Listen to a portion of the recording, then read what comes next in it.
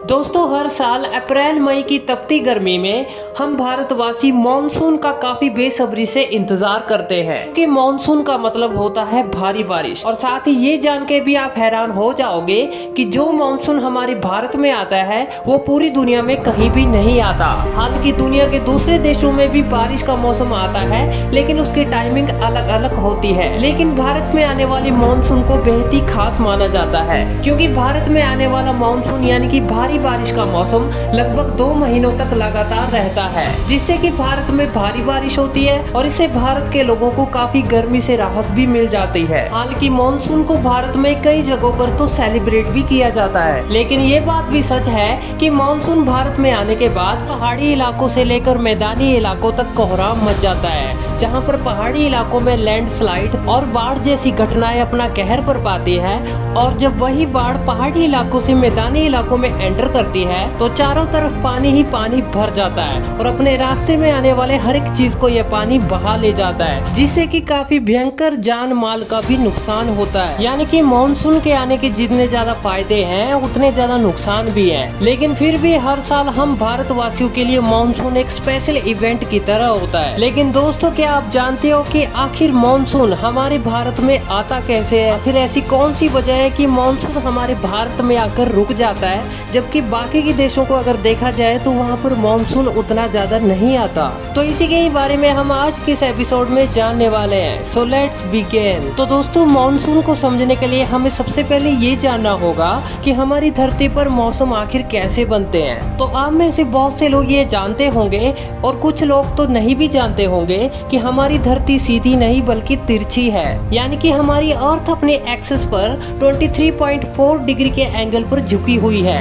यानी कि हमारी अर्थ का नॉर्थ पोल और साउथ पोल 23.4 एंगल पर तिरछा है। यही सबसे बड़ी वजह है अर्थ के ऊपर अलग अलग मौसम बदलने की। तो ये तो हम सभी जानते ही है कि हमारी अर्थ हमारी सूरज का रोटेशन करती है और अर्थ को सन का एक रोटेशन पूरा करने में लगभग 1 साल का समय लग जाता है। तो ऐसे में जब साल का जून महीना आता है तो उस समय में हमारी अर्थ के अपने एक्सिस पर 23.4 डिग्री के एंगल पर झुके होने की वजह से अर्थ का नॉर्थ पोल डायरेक्ट सनलाइट के डायरेक्शन में आ जाता है। यानी कि उस समय में सूरज की सीधी किरणें हमारी धरती के नॉर्थ पोल के ऊपर पड़ रही होती हैं। तो इससे होता ये है कि जून के महीने में अर्थ के नॉर्थ पोल के साइड में जो कंट्रीज मौजूद है, जिसमें हमारा भारत भी शामिल है, वहाँ पर गर्मी का मौसम आ जाता है, क्योंकि उस समय में हमारी अर्थ के नॉर्थ पोल पर सूरज की सबसे ज्यादा रोशनी पड़ रही होती है, जिससे कि अर्थ के नॉर्थ पोल का टेम्परेचर इंक्रीज होता है और वहाँ पर मौजूद सभी कंट्रीज में गर्मी का मौसम आता है। और वहीं उसी वक्त अर्थ का साउथ पोल सनलाइट के अपोजिट डायरेक्शन यानी कि अंधेरे में चला जाता है, जिससे कि अर्थ के साउथ पोल में उस समय में सनलाइट काफी ज्यादा कम पड़ रही होती है और इससे धरती के साउथ पोल की तरफ की कंट्रीज में सर्दी का मौसम आ जाता है। और अगर हम इसे और भी आसानी से समझे तो जिस वक्त हमारे भारत में गर्मी का मौसम चल रहा होता है तो उसी वक्त ऑस्ट्रेलिया जैसी कंट्री में, जो कि अर्थ के साउथ पोल की तरफ मौजूद है, वहाँ पर सर्दी का मौसम शुरू हो जाता है और अर्थ पर यह मौसम लगभग 6 महीनों तक ऐसे ही कंटिन्यू रहता है। और इसके 6 महीनों के बाद यानी कि दिसंबर के महीने में जब हमारी अर्थ सन के अराउंड अपना एक पूरा चक्कर कंप्लीट करने वाली होती है तो उस समय में अर्थ का साउथ पोल डायरेक्ट सनलाइट की तरफ हो जाता है और वहीं अर्थ का नॉर्थ पोल पीछे की तरफ यानी कि अंधेरी की ओर झुक जाता है, जिससे कि अर्थ के नॉर्दर्न हेमिस्फीयर की तरफ जितने भी कंट्रीज मौजूद है वहाँ पर कड़ाके की ठंड और सर्दी पड़नी शुरू हो जाती है, जिसमें हमारा भारत भी शामिल है। तो इस तरीके से हमारी अर्थ पर हर 3 महीने में लगातार मौसम बदलता रहता है। तो चलिए अब ये जान लेते हैं कि हमारे भारत में मॉनसून आखिर कैसे आता है। तो जब भी हमारे भारत में जून जुलाई का महीना चल रहा होता है और काफी कड़ाके की गर्मी पड़ रही होती है और वहीं अर्थ के साउथ पोल पर यानी कि ऑस्ट्रेलिया जैसी कंट्री में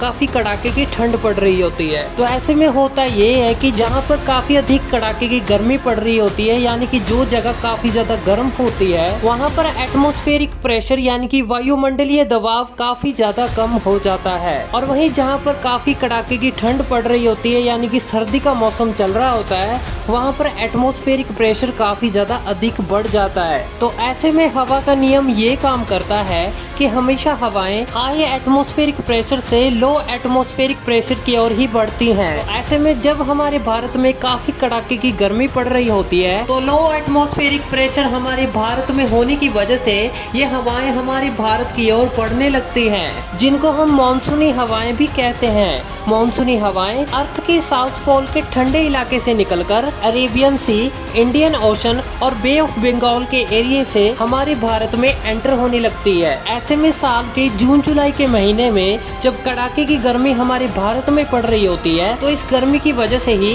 हमारी समुद्रों का पानी भी गर्म होता है। गर्म होने के बाद ये पानी वाटर वेपर्स में बदलने लगता है और ये हमारे अर्थ के एटमॉस्फेयर में जाने लगता है। ऐसे में जब मानसूनी हवाएं उस क्षेत्र से गुजरती हैं तो उन वाटर वेपर्स को भी अपने साथ ले आती हैं, जो कि आगे चलकर बादल का रूप ले लेते हैं और यही बादल हमारे भारत में एंटर करके मानसूनी बरसात करते हैं। ये मानसूनी हवाएं ज्यादातर अरेबियन सी और इंडियन ओशन की साइड से आती हैं, जिससे कि हमारे भारत में मानसून की पहली बारिश केरला में होती है। लेकिन दोस्तों आप ये जानकर भी काफी ज्यादा हैरान हो जाओगे कि अगर हमारे भारत में हिमालयाज माउंटेन नहीं होते तो मानसून भी यहाँ कभी नहीं आता। लेकिन हिमालयाज और मानसून का आपस में कनेक्शन क्या है, तो चलिए इसके बारे में जान लेते हैं। आज से तकरीबन 50 मिलियन साल पहले अफ्रीका के कॉन्टिनेंट से एक जमीन का टुकड़ा टूटकर अलग हो गया, जो कि यूरेशियन प्लेट की तरफ काफी तेजी से बढ़ने लगा। इसके कुछ लाख साल बाद ये टुकड़ा सीधा यूरेशियन कॉन्टिनेंट से जा टकराया।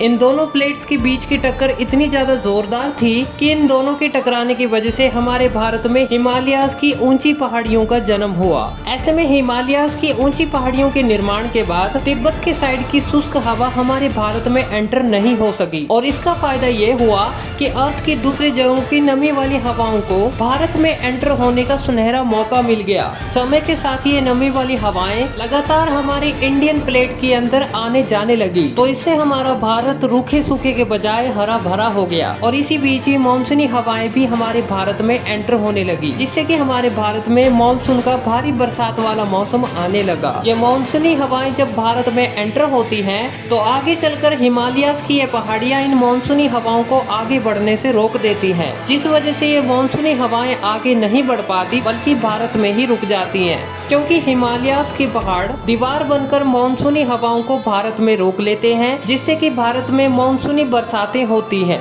तो इस तरीके से हिमालयाज हमारे भारत में मानसून आने का सबसे बड़ा कारण बनता है। तो जैसे जैसे भारत में सर्दी का मौसम आने लगता है वैसे वैसे यहाँ पर हाई एटमॉस्फेरिक प्रेशर बनने लगता है, जिस वजह से भारत में मौजूद ये मानसूनी हवाएं वापस से अर्थ के साउथ पोल की तरफ जाने लगती है, क्योंकि उस समय तक अर्थ के साउथ पोल की तरफ गर्मी का मौसम आ जाता है। इस वजह से वहाँ पर हाई एटमॉस्फेरिक प्रेशर से लो एटमॉस्फेरिक प्रेशर में कन्वर्ट हो चुका होता है, जिस वजह से ये हवाएं अब भारत से निकलकर ऑस्ट्रेलिया जैसी कंट्रीज में वापस चली जाती हैं, क्योंकि जहाँ लो एटमॉस्फेरिक प्रेशर क्रिएट होगा उसी तरफ ही यह हवाएं चली जाती हैं। तो दोस्तों उम्मीद करता हूँ कि आखिर आपको पता चली गया होगा कि हमारे भारत में आखिर मानसून का मौसम कैसे आता है। तो वीडियो पसंद आए तो इसे लाइक जरूर कीजिए और साथ ही सब्सक्राइब कीजिए आप हमारे नए चैनल साइंस टीवी इंडिया को।